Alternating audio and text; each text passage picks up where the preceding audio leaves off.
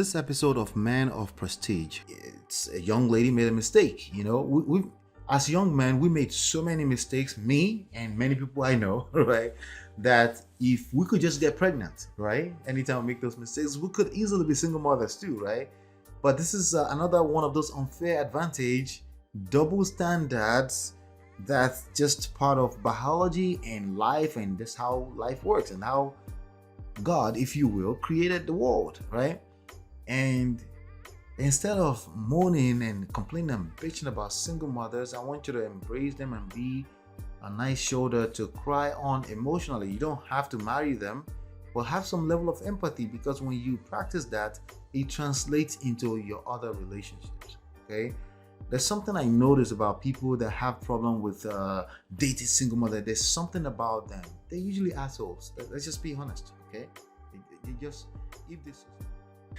Dating a single mom, red flags and 7 tips. So what I'm going to share with you is a flag versus a tip, okay? But there are 7 of them that I want to share with you in this video, okay? It's not impossible to date a single mom, contrary to what a lot of people are saying out there, but it does come with some risk, okay? And I want you to be aware of that. And I want you to know that I do have that experience. Okay, I've been happily married for 14 years, and a lot of people will be very quick to say if a woman is a single mother, don't be with her. If I took on that mindset as a religion, I wouldn't be as happy as I am today in my marriage. Okay, and I have 2 beautiful boys and 1 little baby girl, and we having a blast in my family. We having an awesome time all the time, and I wouldn't trade that for the world. And I have a massive advantage over anybody who is single at my age. I'm 42 years of age at this point, and I can't imagine being single at this point versus what I am right now. I speak to some of my friends that are single. It's not exactly fun to be single at a certain age when you have these values that you've always wanted to raise a legacy, have your children at a certain age. That's not necessarily fun, but it is what it is. You have to live your best life regardless if you find yourself in that situation, right? But I'm just letting you know, for those that run with the red race, that a married man is at a disadvantage. You're fooling yourself, especially if you've never been married before, okay? Just so you know, okay? So there are 7 red flags with respect to dating a single mom, but also a tip to encourage you if you happen to fall in love, or you're taking a liking to somebody and you're wondering because you've listened to all this crazy ass YouTubians all over the place talking about avoid single mother. That's not an absolute, okay? You may just end up missing out. However, there are some red flags that I want to point out, and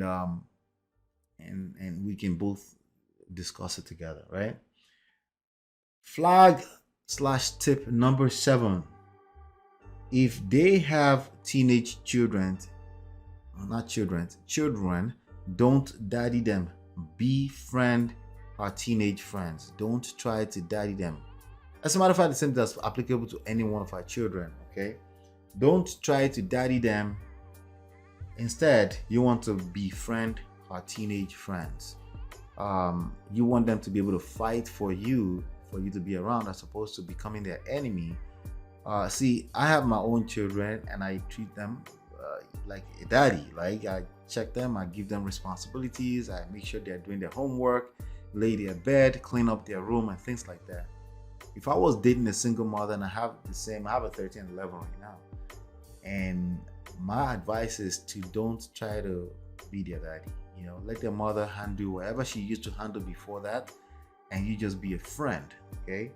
Not Flag/tip number 6. Be aware of your personal insecurity.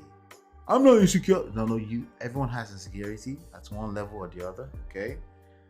Other men may be involved. If she has children with, obviously she had the children with other people. They may not be in their lives right now. They may come around at some point. You have to make sure you're aware of your insecurities and make sure that you're in control of them.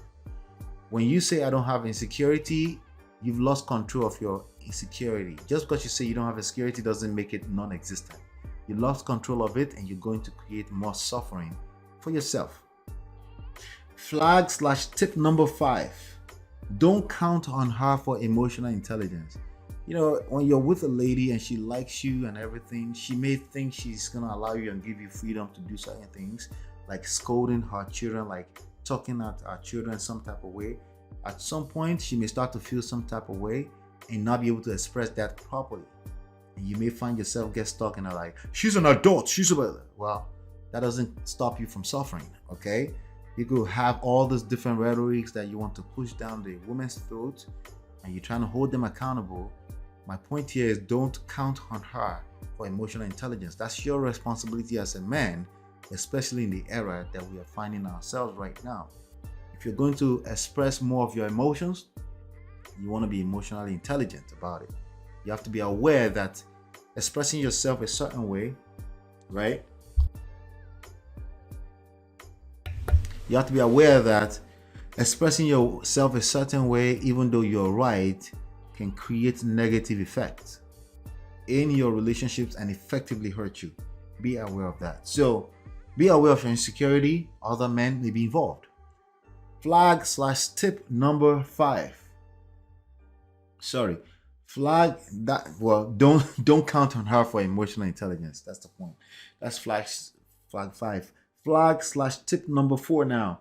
Never compete with her children. This is not something that people do intentionally. Okay, it's something you may do subconsciously. Stuff like she has to go to a basketball game and then you're like, but you told me, and then you end up in an argument and you didn't want to, you didn't intend to, but you're effectively competing with her children. That will backfire, that will destroy the relationship and hurt you. Okay. Flag/tip number 3. I'm losing my count here, right? Flag/tip number 3. Be open-minded about everything. You have your ideologies, I get it. You have your religion, your belief system, you have these things you subscribe to, but another human is involved. Not just another human, they have children. You have a whole life, a bunch of lives, possibly before you. Be open-minded. Your life will be a lot more easier. You will effectively be leading, okay? You do opposite of this, you are a follower, and not only that, you're a terrible follower and you're going to lose. But when you're open-minded, you are aware, you're open to the idea that you could be wrong. Maybe not wrong, because I don't like using the word right and wrong. Maybe there's a blind spot that you didn't see coming. But when you're open-minded, you're able to see it a little faster. And when you're closed-minded, it tends to be too late before you see it, or you may have created some damages before you get to see it. Be open-minded if you take a liking to a single mother and you're trying to date them. It's possible, but it's easier for you to navigate that when you're open-minded. Number 1, last but definitely not the least, right? Well, not number 1, number 2. Okay, number 2. I'm a little all over the place with this video, but pardon me, right? Flag and tip number 2, be self-aware, okay? Before you try to hold other people accountable, be self-aware, okay? There's a way you come off. See, when you're talking, if you're a loud person, you can't hear yourself. The only thing you can hear is what you're hearing in your head, which clearly is not loud, right? But it may be coming off as loud to other people, right? So apply that to every other behavior. Be self-aware. Understand your own personal personalities and temperament, and understand how it may fit into a few other lives. The person you're trying to date and their children, right? So you want to be aware of that. Be self-aware.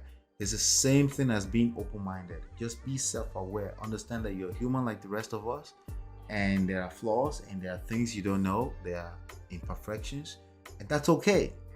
It's not okay when you act like they don't exist. Okay. All right. So flag, last but definitely not the least. Flag tip number 1. Don't count out single mothers. Okay. Here's why I tell you that. That doesn't mean you have to marry a single mother. That's not what it means. Okay. It's about your outlook on life and the behaviors you exude when you move around life, counting out single mothers. You probably lack a certain level of empathy that's needed to win in this life when you move like that, right? Because the fact of the matter, anybody can become a single mother randomly. Like that can happen. Like it's a young lady made a mistake. We as young men, we made so many mistakes, me and many people I know, right? That if we could just get pregnant, right? Anytime we make those mistakes, we could easily be single mothers too, right? But this is another one of those unfair advantage, double standards that's just part of biology and life, and this how life works and how God, if you will, created the world, right? And instead of moaning and complaining and bitching about single mothers, I want you to embrace them and be a nice shoulder to cry on emotionally. You don't have to marry them, but have some level of empathy, because when you practice that, it translates into your other relationships. Okay? There's something I notice about people that have problem with dating single mother. There's something about them. They're usually assholes. Let's just be honest. Okay? You just, if they subscribe to that. Okay?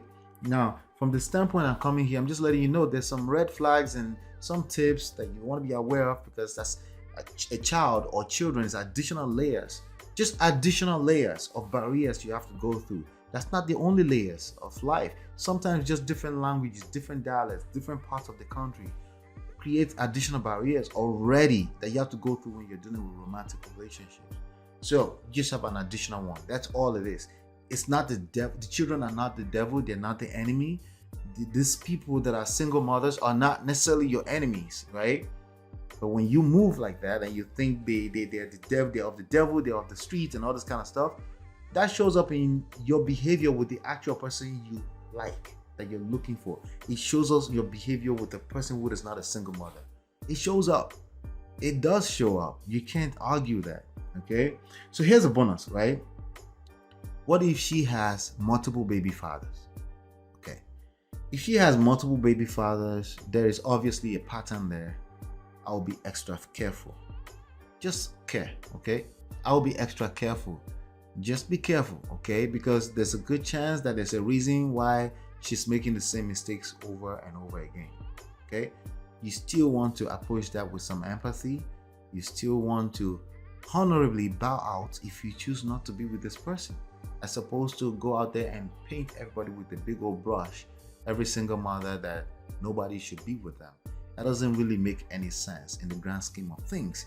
If you're being human, okay, if you're being humane, I don't know if that's the word, right? If you understand that there are things in this life that happens that are beyond our control, majority of it are beyond our control, but when you move like you're in control, you lose control effectively. You move in pride, and nothing good comes out of that. Pride is 100% destructive.